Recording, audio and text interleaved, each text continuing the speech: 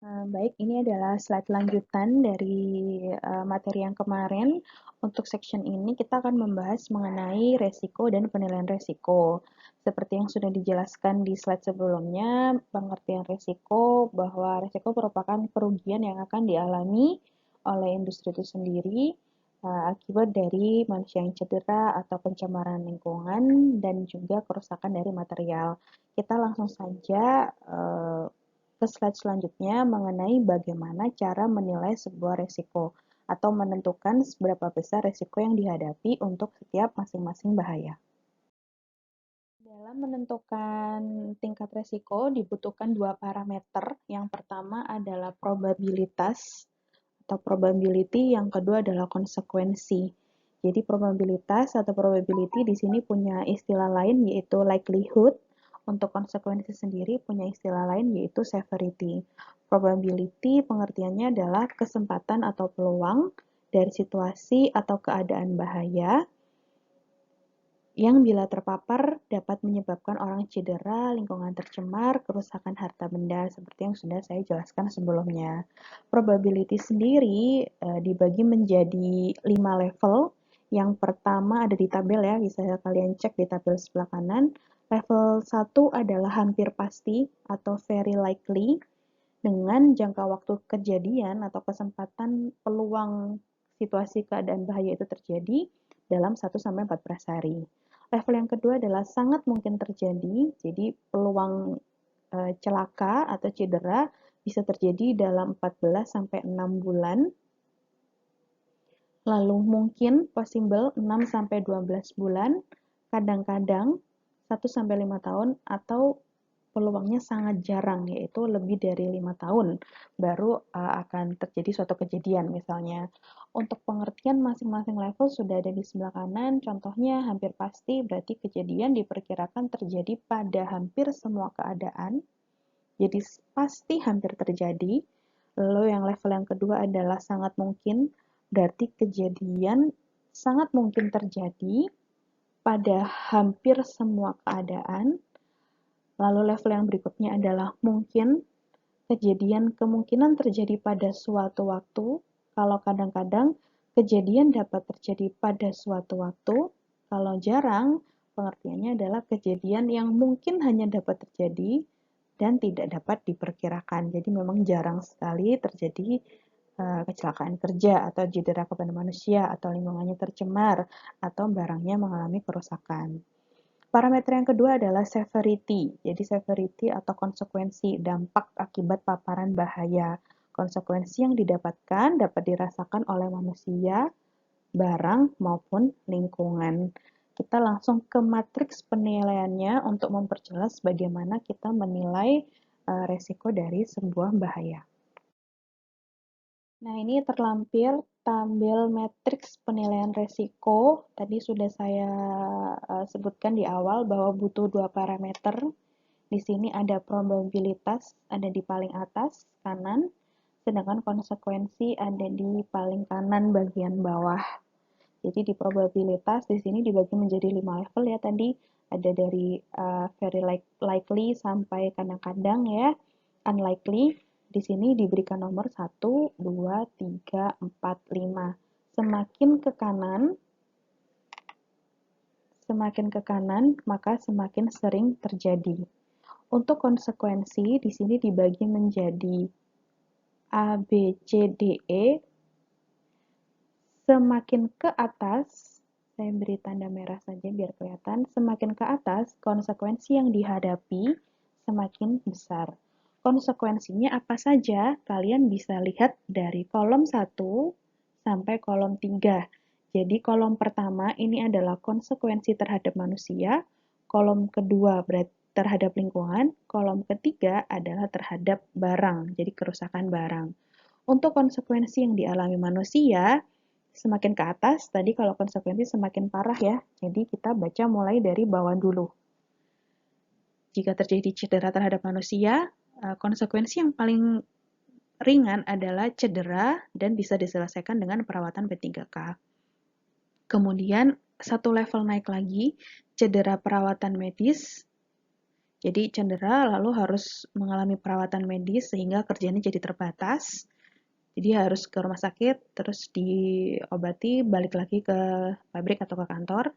Naik satu level lagi, cedera kondisi serius, lost time incident. Jadi ini cedera bawa ke rumah sakit, dia harus nginep beberapa hari. Jadi ada waktu yang hilang akibat cedera. Naik lagi satu level, cedera kondisi serius, tapi di sini ada tambahan berakibat cacat. Misalnya tangan atau kakinya harus diamputasi atau tangannya terpotong, jadi berakibat cacat. Dan level yang paling tinggi adalah level kematian. Kalau pencemaran lingkungan dihitungnya berdasarkan seberapa banyak larutan yang mencemari dari 1 sampai 10 liter dan yang paling besar adalah lebih dari 200 liter. Untuk kolom yang ketiga adalah kerusakan material. Kalau kerusakan material yang ditinjau adalah berapa besar kerugian yang dialami oleh suatu industri. Yang paling terendah adalah kurang dari 500 US dollar dan yang paling tinggi adalah lebih dari 10.000 US dollar. Jadi diingat, probabilitas semakin ke kanan semakin tinggi. Untuk konsekuensi, semakin ke atas semakin tinggi konsekuensinya. Lalu untuk simbol-simbol mungkin kalian bertanya-tanya ini ada H1, ada M2, ada L. Nah, H itu berarti menunjukkan high risk, resiko tinggi. M berarti medium risk, resiko sedang, moderate. Kalau L berarti resiko rendah, low risk. Di sini ada angka 1, 2, 3, 4, 5, sampai 7. Semakin tinggi angkanya, berarti semakin tinggi resikonya. Misalnya, kalian mengidentifikasi sebuah bahaya. Dari bahaya tersebut, kira-kira kalau terjadi accident, maka manusianya bisa meninggal. Berarti konsekuensi yang kamu pilih adalah konsekuensi E.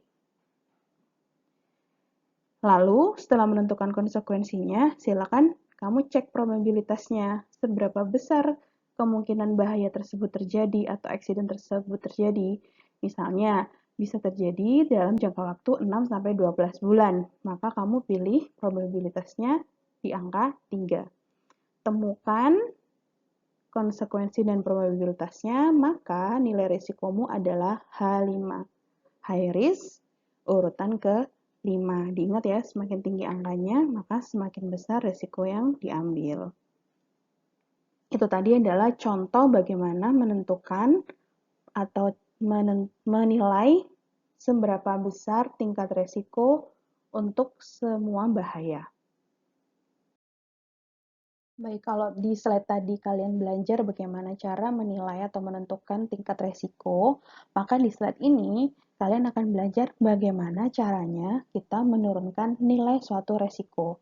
Jadi kalau tadi misalnya kalian kematian di 6-12 bulan dapat H5. Bagaimana caranya, apa yang harus kita lakukan supaya dari H5 itu setidaknya bisa turun resikonya, bisa ke H1 atau ke M atau bahkan sampai ke low risk. Nah, hal-hal apa saja yang harus dilakukan? Tentunya kita harus melakukan banyak hal-hal pencegahan, pengendalian supaya tidak terjadi accident atau jika terjadi accident pun, maka cedera yang dialami manusia, kerugiannya bernilai rendah dan jarang terjadi. Ada 5 hal yang bisa dilakukan untuk mengendalikan resiko. Yang pertama adalah eliminasi. Yang kedua adalah substitusi. Yang ketiga adalah engineering atau teknik biasanya disebutnya. Yang keempat adalah administratif. Yang kelima adalah PPE atau APD, alat pelindung diri. Kita bahas satu persatu dari eliminasi. Jadi ini disebut sebagai hierarki pengendalian resiko. Maka kalau hierarki akan ada yang posisinya yang paling tinggi. Nah, posisi di sini yang paling tinggi adalah eliminasi. Jadi dalam misalnya kamu identifikasi suatu bahaya, lalu kamu nilai seberapa besar resikonya. Untuk mengurangi resiko tersebut, kamu lakukan pengendalian resiko. Tahapannya harus dimulai dari eliminasi dulu. Jadi eliminasi itu apakah ada misalnya step atau prosedur yang bisa dihapus. Jadi di sini dicontohkan eliminasi itu eliminasi bahaya, contohnya termasuk pembuangan peralatan yang mengandung zat seperti asbes. Jadi asbes itu kan sangat berbahaya ya. Di sini di tahap eliminasi, kalau asbesnya bisa dibuang, tidak digunakan, ya langsung aja dieliminasi, jangan menggunakan asbes. Misal kalian praktikum, harus ngecek suhu yang sangat tinggi. Kalau itu nggak penting-penting banget, suhu tinggi kan sangat resiko besar. Step untuk mengukur suhu tinggi tersebut dapat langsung dihapus atau dihilangkan. Nah, kalau setelah kamu tinjau ternyata tidak ada yang bisa dieliminasi atau dihapus, maka kamu turun ke step substitusi. Di substitusi namanya substitusi berarti mengganti. Di situ diberikan contoh misalnya termasuk penggantian tinta cetak berbasis pelarut diganti dengan yang berbasis air. Jadi ada prosedur atau tahapan yang diganti, ada alat yang diganti jadi lebih aman. Nah itu juga masuk ke kategori substitusi. Ternyata nggak ada yang bisa lagi diganti. Masuk ke step selanjutnya yaitu step engineering atau teknik. Di situ ada contohnya, pengendalian resiko bisa dengan pemasangan pelindung mesin. Misal mesinnya bergerak, mesinnya tajam dan bergerak. Supaya mengendalikan resiko atau mengurangi bahaya, dipasang pembatas, dipasang penutup mesin. Jadi ketika ada pekerja yang lewat, tidak khawatir bagian tubuhnya terkena bagian mesin. Itu adalah engineering. Jadi kamu melakukan rekayasa teknik untuk mengurangi resiko dari suatu bahaya. Yang keempat adalah administratif. Jadi kalau administratif ini lebih ke bagaimana cara mengendalikan resiko lewat pemasangan rambu-rambu K3 atau memasang poster-poster K3. Di sini disebutkan juga administratif bisa dengan melakukan pelatihan dan pendidikan. Jadi misalnya nggak ada lagi step yang bisa dihapus atau tidak ada step yang bisa disubstitusi atau bahan yang bisa disubstitusi. Terus tidak bisa melakukan pengendalian secara teknik, maka satu-satunya jalan kamu bisa melatih atau memberikan pelatihan, memberikan sertifikasi terhadap para pekerja supaya lebih paham tentang pekerjaannya, meningkatkan ilmu pengetahuan masing-masing pekerja. Atau di sini juga dituliskan rotasi pekerjaan untuk membagi beban, jadi biar nggak orang-orang itu aja yang lembur. Nah, tahap terakhir itu adalah APD, alat pelindung diri. Jadi kalau selama ini kalian berpendapat bahwa bahaya itu bisa dikurangi dengan yang pertama kalian sebut pasti langsung menggunakan alat pelindung diri. Padahal dalam hierarki pengendalian risiko, APD itu adalah jalan terakhir. Jadi cara paling akhir untuk mengendalikan risiko adalah menggunakan alat pelindung diri. Udah nggak bisa diapa-apain lagi, ya udah mau nggak mau pakai alat pelindung diri seperti yang kamu gunakan di lab. Bisa pakai safety helmet, pakai gloves, pakai earplug, pakai safety shoes, pakai respirator, dan lain sebagainya sesuai dengan peruntukan. Itu tadi adalah 5 hierarki pengendalian risiko yang harus kalian pahami. Jadi setelah risikonya dinilai, lalu kalian kendalikan dengan harapan nilai risiko yang semula tinggi setidaknya bisa turun. Oke, setelah kalian mempelajari apa itu hazard, apa itu insiden, accident, dan terakhir adalah resiko, kita masuk ke cara pembuatan atau cara penyusunan HIRAK dan CSA. Kita masuk ke penyusunan HIRAK dulu. HIRAK sendiri kepanjangannya adalah Hazard Identification, Risk Assessment, and Control. Jadi HIRAK adalah serangkaian proses mengidentifikasi bahaya.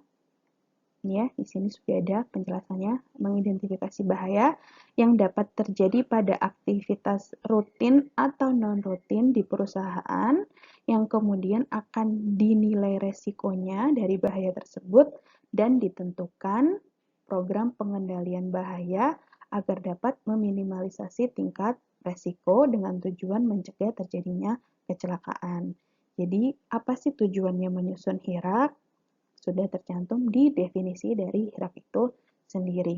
Mulai dari identifikasi bahaya, kamu nilai resikonya, lalu kamu tentukan bagaimana cara pengendalian bahaya, tujuannya untuk dapat mencegah terjadinya kecelakaan atau meminimalisasi tingkat resiko. Nah, ini ada format HIRAK, jadi formatnya akan seperti ini. Nanti yang harus kalian isi nomor 1 adalah ini, pekerjaannya, jenis pekerjaannya apa. Misalnya kalian di praktikum pilot plan, kalian pilih satu judul bab, misalnya distilasi. Distilasi itu akan menjadi judul pekerjaan di HIRAK. Step kedua, kamu lihat prosedurnya, kamu cantumkan urutan-urutan prosedur di macam pekerjaan. Jadi kalau di destilasi misal tahap pertama yaitu preparasi bahan dan membuat larutan. Kamu tulis nomor 1. Nomor 2 startup peralatan. Nomor 3 shutdown dan lain sebagainya. Lalu di kolom yang kedua di sini ada kondisi, ada RTN, NRTN, dan EMER. RTN itu maksudnya rutin dilakukan atau tidak. Kalau iya, kamu centang di kolom rutin. NRTN berarti tidak rutin, emergency berarti EMER berarti emergency, sehingga kegiatan tersebut atau pekerjaan tersebut hanya dilakukan ketika keadaan darurat. Kamu centang apakah kegiatan atau macam pekerjaanmu itu rutin, non-rutinkah, atau emergency. Setelah itu kamu tuliskan penjelasan bahayanya bagaimana. Di situ ada beberapa contoh, misal luas area kerja yang terlalu sempit, peralatan listrik yang tidak dipelihara, kabelnya ngelupas-ngelupas, peralatan listrik yang tidak standar. Lalu di sini cenderung berperilaku tidak aman. Nah, setelah kamu data semua bahayanya, lakukan penilaian resiko seperti tadi. Resikonya C-nya E konsekuensi, probabilitasnya 1, maka simbolnya yaitu H1. Resiko awal sudah dinilai, yang selanjutnya adalah kalian harus melakukan tindakan pengendalian berdasarkan hierarki pengendalian resiko. Dari 5 tadi ya, diurut satu persatu, lalu tuliskan bagaimana tindakan pengendalian yang harus dilakukan. Setelah kamu melakukan tindakan pengendalian, yang terakhir adalah kamu harus menganalisa kembali berapa resiko yang tersisa. Ternyata semula dari H1 turun menjadi L1 setelah dilakukan tindakan pengendalian. Jadi jelas ya, di hierarki di sini ada beberapa kolom. Yang pertama, kamu harus menentukan judul kegiatan. Kalau di praktikum berarti judul bab. Lalu tentukan macam pekerjaannya, prosedurnya. Kemudian tuliskan penjelasan bahaya, apa saja, nilai resiko awalnya, lakukan tindakan pengendalian. Kemudian yang terakhir, nomor 6 adalah kamu harus menganalisa kembali berapa resiko yang tersisa. Itu tadi adalah cara penyusunan HIRAK. Untuk selanjutnya adalah cara penyusunan JSA. JSA sendiri adalah Job Safety Analysis. Definisinya adalah pendekatan struktural untuk mengidentifikasi potensi bahaya dalam suatu pekerjaan dan memberikan langkah perbaikan. Jadi kalau kamu baca mirip dengan HIRAK, bedanya kalau JSA dia lebih detail. Jadi kalau HIRAK itu lebih umum, sedangkan JSA lebih detail. Perbedaannya apalagi nanti akan saya jelaskan di slide selanjutnya. Nah, terlampir format dari Job Safety Analysis, kolomnya lebih sederhana dari HIRAK. Jadi kalau bedanya tadi saya bilang JSA itu lebih detail langkah-langkah pekerjaannya, tapi di JSA kamu tidak melakukan penilaian resiko. Jadi penilaian resiko hanya dilakukan di HIRAK. Untuk JSA sendiri, di sini step pertama adalah menentukan judul pekerjaan. Mirip dengan HIRAK, tapi ada bedanya. Jadi kalau HIRAK, judul pekerjaannya tadi adalah judul bab dari praktikum. Kalau JSA, yang merupakan judul pekerjaan, ini adalah judul dari step-step pekerjaanmu yang tadi. Jadi gampangnya gini, di HIRAK judulnya adalah destilasi.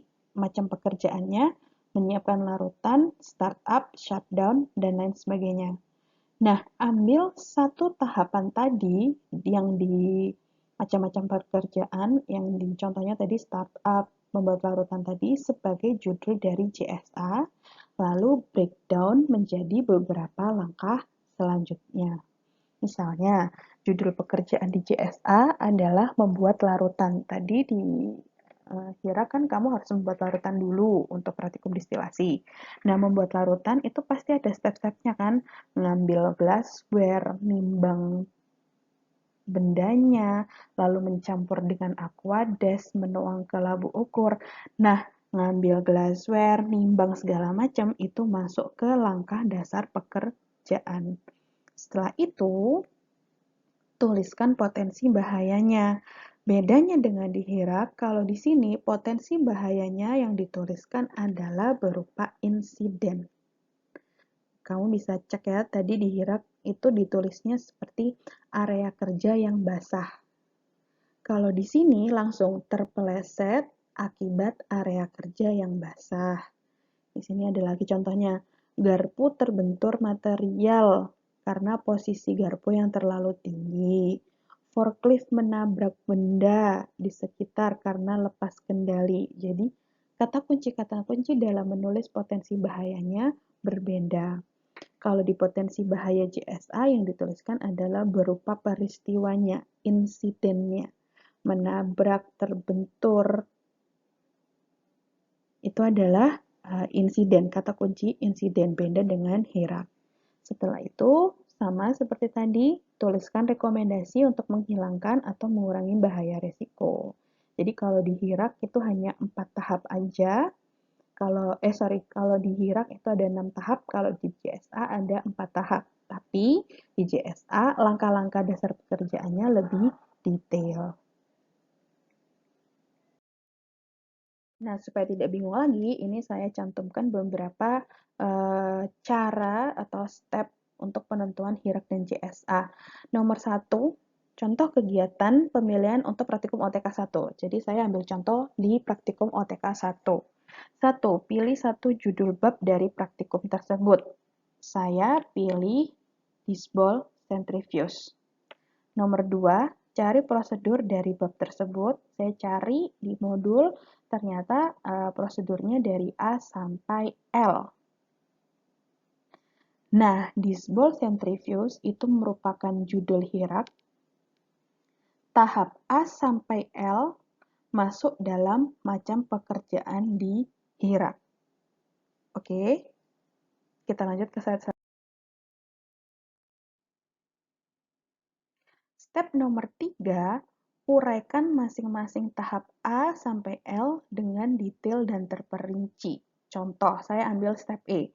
Di situ step E di prosedur tulisannya adalah memasukkan sampel pada corong pisah.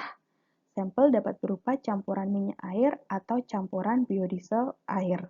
Nah, memasukkan sampel berarti kan kamu harus membuat dulu sampelnya, baru dimasukkan ke corong pisah. Nah, kita breakdown. Sudah saya tuliskan sebelum memasukkan sampel, nih, kita harus membuat larutan sampelnya dulu. Sehingga di tahap E bisa diuraikan menjadi beberapa tahapan sebagai berikut. Nomor 1, menyiapkan glassware, menimbang NaOH, menuang, dan lain sebagainya. Membuat larutan sampel bisa kita sebut sebagai judul JSA. Jadi nanti judul JSA-nya adalah membuat larutan sampel. Langkah dasar ini yang membuat larutan sampel adalah langkah dasar pekerjaan yang ada di JSA. Jelas ya, jadi kayak JSA itu seperti kamu menguraikan kembali macam pekerjaan yang ada di HIRAK. Jadi macam pekerjaan di HIRAK, kamu breakdown lagi satu-satu, didetailkan, lalu kamu tempel detail pekerjaan itu di JSA. Demikian cara penyusunan dari HIRAK dan JSA.